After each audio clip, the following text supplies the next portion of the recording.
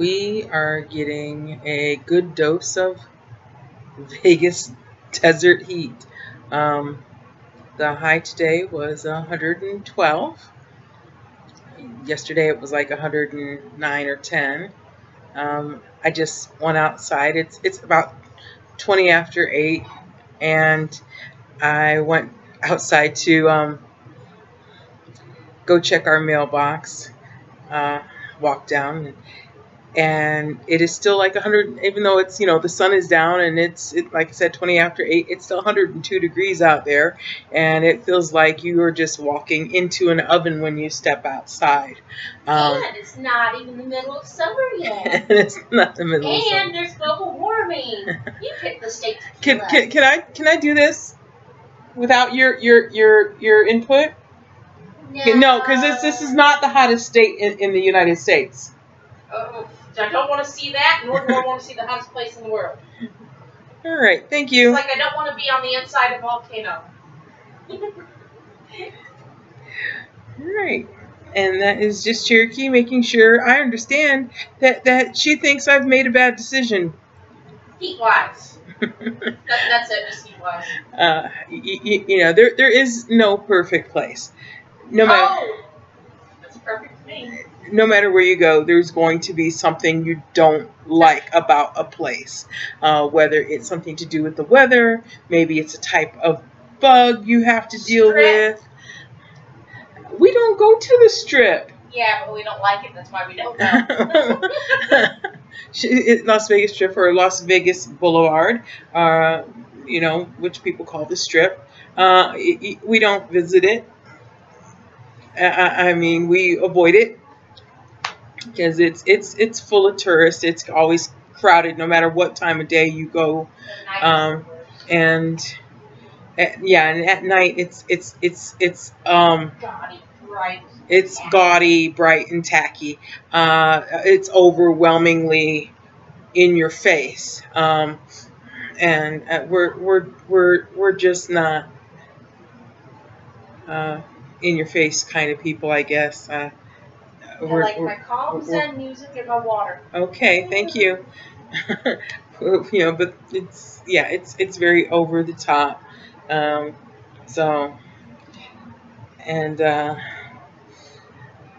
Took her to a friend's wife a few days ago to get a haircut, and this place that this lady is in for doing hair was ridiculously over the top.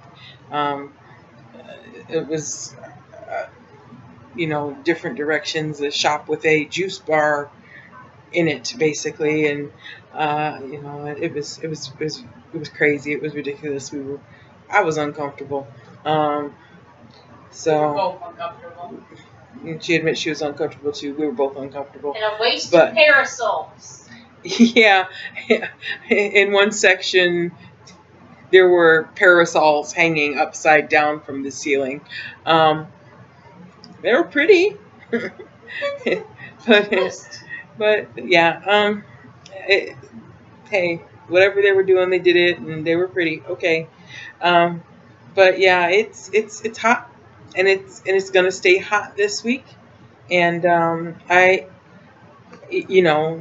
we had, I guess, like our first official electric bill, and I know some friends and family, have asked about how expensive it is. That first electric bill was about $135. So I'm expecting our next electric bill to be higher because we hadn't hit this kind of heat yet.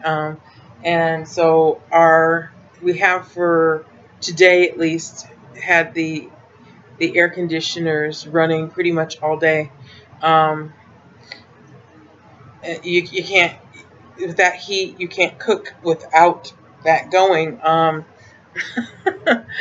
So, and I was grateful to be working inside. I feel bad for the lot guys at work. They have to go out and get the carts and bring them in from outside, go out and help customers put their things in their vehicles. I mean, they're basically outside all day, and And when they walk in from being outside, they look like somebody has beat them up. Yeah, that's how hot it is. It feels like it's, especially when the sun is out and you're out in it. It feels like it's beating on you. It's not, and it's not like a normal beating on you, like you're chilling on a beach. No, it's like somebody is clubbing you to death. Um, and like I said, I just walked out there. It's 8. It's after 8 o'clock. The sun is down. And it's still like an oven out there, so well, yeah. But we'll deal with it as best we can. I don't know how my neighbor copes with it, except that I know he's lived here a long time. He's down on the corner from me, and he's been here a long time, and he's decorated his yard real nice, and you know, and in a very eclectic manner, table and chairs and things, and he's got a nice tree to shade his yard, and plus the neighbor on either side of him also have trees, and the one across from him does too. So he's pretty shaded all day long. But I know he doesn't run his air conditioner. I know he's retired and living on Social Security, and he has a limited income. Some people have a really good retirement that takes very good care of them, and they live someplace really nice. He's been there a long time, and his Social Security is very limited. So when when somebody like him says he's on a fixed income, he's on a fixed limited income, and and he probably could qualify for a lot more assistance than I think he's probably seeking out. And he walks everywhere, so if he needed to go, he doesn't have a vehicle, and we're situated in such a way that technically we're in a neighborhood. If you worked in this, in this neighborhood or whatever, you really wouldn't need a vehicle. But he doesn't work; he's retired. But we're a block away from the university, and so there's a lot of stuff nearby. Down the road is an Albertsons and a 99-cent store that carries some groceries too. Learned to stay out of there at the very beginning of the month when people get the food stamps. Everything is picked over, and you can't get what you need anyway. So, and so, yeah, that was an interesting trip. But yeah, and there's a library close by within walking distance, and yeah, so he doesn't run his air conditioner. He walks everywhere, but and he's surviving here in this heat. I don't know how he's doing it, except but he is, so. But that's how he one of the ways he saves money is he doesn't run that air conditioner, so. But we're definitely new here and not used to it, and Cherokee would kill me if I tried to make her go without air conditioning in this kind of heat.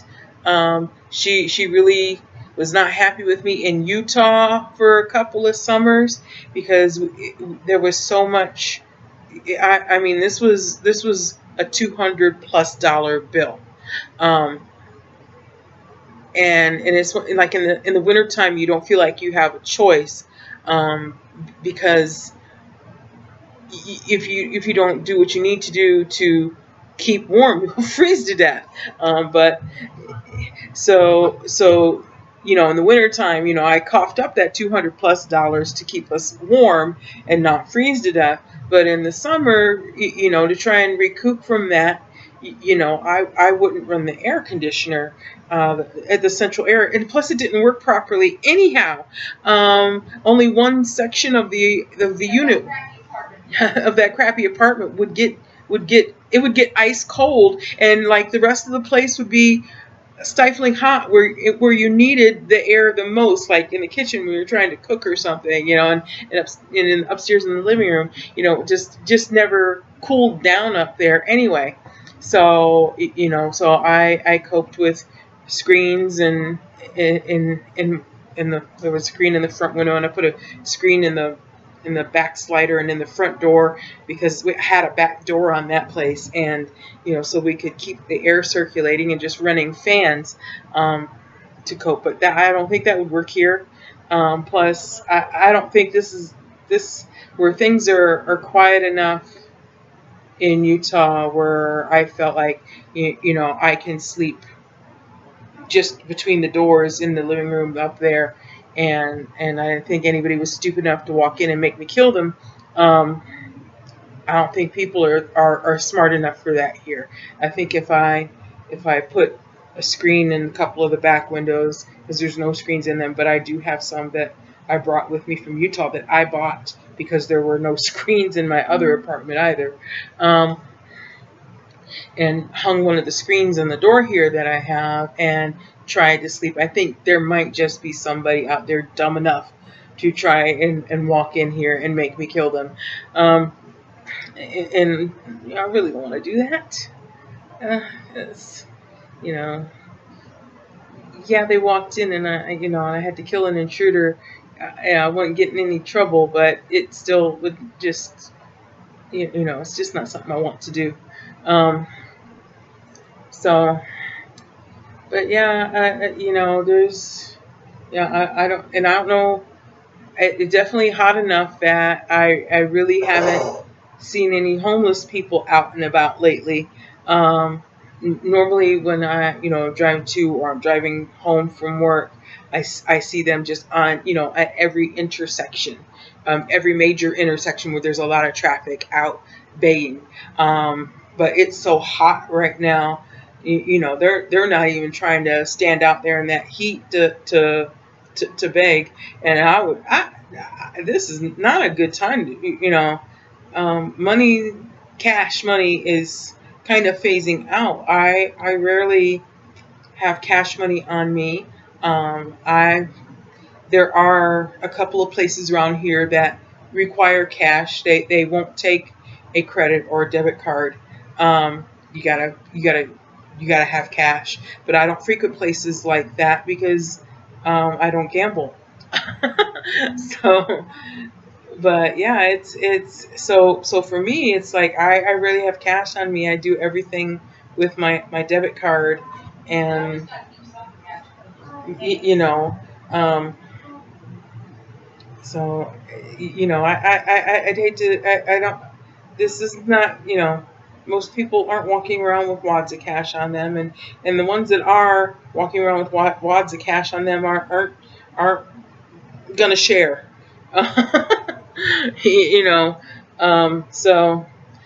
So occasionally, you know, somebody will come in, they work someplace where they get tips and they have a lot of ones or something, you know, that they pay for something with that, you know, at the Home Depot there.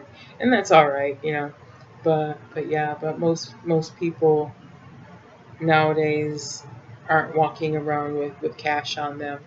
So, you know, I don't know how well these people do when they're out begging, you know, and hoping, or what they're doing at, you know.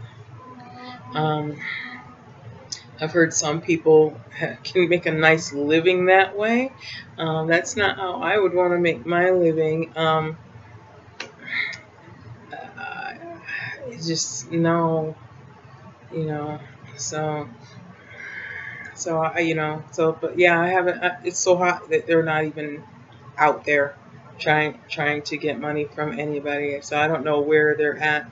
I know there's quite a few homeless people around here. You know, they push around their carts a lot of times, but right now it's so hot, I'm not seeing them. So I don't know where they have found to get out of the sun during the day. Um, so uh, so it's it's I guess if you're just a tourist, there's a lot of things you might miss or you might not notice. And it's a different to live somewhere and see things that, you know, make you sad because this is supposed to, you know, be the great almighty United States of America, and the way some people are left living is just sad. It's sad that you know we don't take better care of ourselves and as a whole. So you know well, and Cherokee's got a valid point right there. You know, we have the tendency to worry about what's going on in other countries, and we haven't cleaned our own house up properly yet. So, and you know, it's it is what it is, I guess, and it's sad to see how this is just a neglectful nation that is selfish and self-serving for the most part, you know,